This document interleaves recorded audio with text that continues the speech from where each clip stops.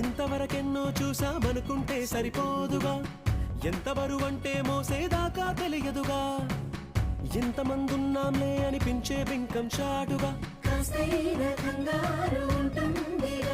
మీకైతే సహజం తీయని బరువై సిరిసించే బిడియం, పనులెన్నో పెట్టి మాటలలో వంచిందే ఈ సమయం. మగాళ్ళమైనా ఏం చేస్తాం, సంతోషంగా మోస్తాం, ఘన విజయం పొందాకే తీరిగ్గా గర్విస్తాం.